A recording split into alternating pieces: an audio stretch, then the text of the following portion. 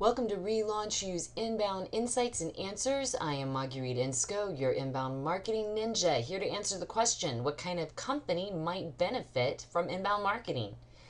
Now, I would imagine you're asking me that because you're wondering if your company might benefit from inbound marketing. And that's a great question. I'm going to answer it in less than 7 minutes, so here we go.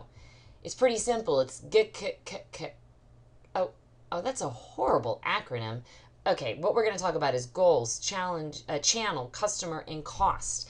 Once we cover these 4 areas, you're going to know if inbound is the right fit for you. So starting with goals, what is the growth plan for your company? Is it steady growth, ongoing growth? Is it a substantial growth over a very reasonably short amount of time, say 2 to 5 years? Are we going to be growing our operations in addition to our marketing structures? If you can say yes to that, then that is a good sign that inbound is a direction that you should be going. Also, are you looking to create a competitive advantage in your industry, in your marketplace? You want to have the best of the best marketing out there that no one can beat. It's a wow factor. Your competitors, they're way behind. Everybody who needs to know about your business is quickly finding out if they don't know already. And lastly, do you want to be considered as your business as a leader in your industry, a leader in thought, customer service, quality of product? All of these tie together when it comes to looking at inbound. If these goals do not fit your business like a glove, then maybe inbound is not quite what you should do at this time. But wait, there's more. We've also got to talk about the channel. You see, inbound marketing is a very specific channel that you're generating for your company. It's a company-owned channel. So does your company want to generate leads online? Is that the focus of your business? Not getting leads from some outside vendor, drumming up business for you and sending calls in. We're talking about you're creating leads through the internet and you're doing it through your website. That is the hub. Traffic coming to your website, they're converting on forms. That data is going into an automated nurturing system, and it is scoring or qualifying those leads and sending it to the CRM for your sales team. Also, social media plays a huge role. And if your company isn't super active in social media, are they ready to get very involved, ready to engage?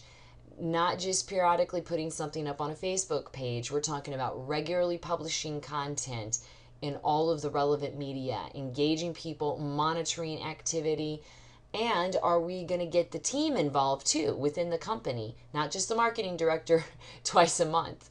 And content is the lead in marketing. It is helpful information. It is branded, of course, by your business. It is produced by your business. Is your business ready to regularly produce blog posts and helpful pieces of content, infographics, video, ebooks, and white papers in order to grease the wheel and the machine of this whole inbound process? All right, so that's the channel that your company should be getting ready to generate. But let's talk about your customers, because they need to fit in here correctly too. Is your audience national or local? Now, inbound works for both.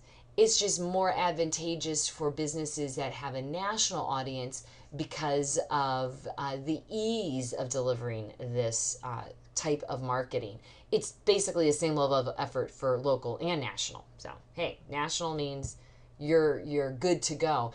It costs a lot of money to market across multiple states, a large geographic region. It involves more direct mailing. It involves more TV ads, perhaps. It involves more trade shows. You can see how this adds up in expense compared to local marketing, but it's the same otherwise if you use inbound. And what is the length of your buyer's journey?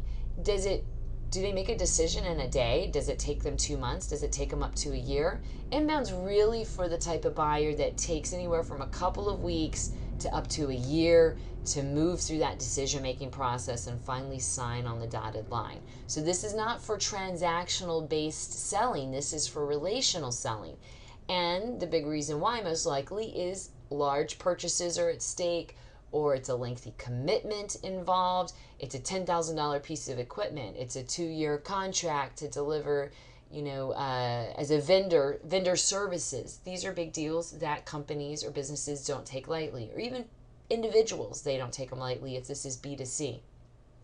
Let's look at the last factor here, cost. Now, I mentioned this a little bit a second ago, but do you want to lower the cost of acquiring a customer or a client over time? Now, if you said no to that, well, that's just stupid. Of course, no one says no. Yes, we all want to lower the cost of our marketing, of course. But remember, we're talking about in relationship to your growth goals. So if steady growth is planned for the next 2 to 3 years, if not longer, then that means we have to be planning to spend more and more money with our marketing, unless you're doing inbound. Because inbound marketing can be a pretty steady fixed cost. The first year, it's not going to get you a lot of business. The second year, it's going to get you twice of what you had before, and it keeps building. But it's interesting, it's not a 1-to-1 ratio per year. It is a factor that grows exponentially. It does take time, but you're getting the savings of commitment in terms of cost on a regular basis, but you're growing your lead base.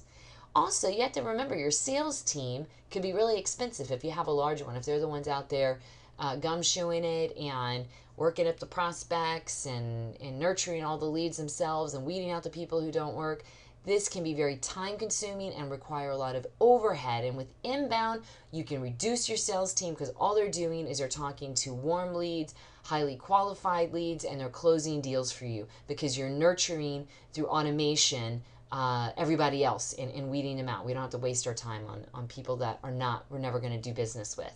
So there you have it.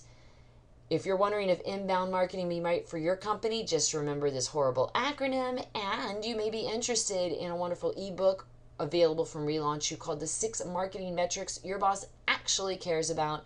This is good for any type of marketing that you do in your business to really prove the ROI of your efforts. So do check it out. And next upcoming video, how does inbound marketing reduce the cost of client acquisition? We get in the nitty-gritty details.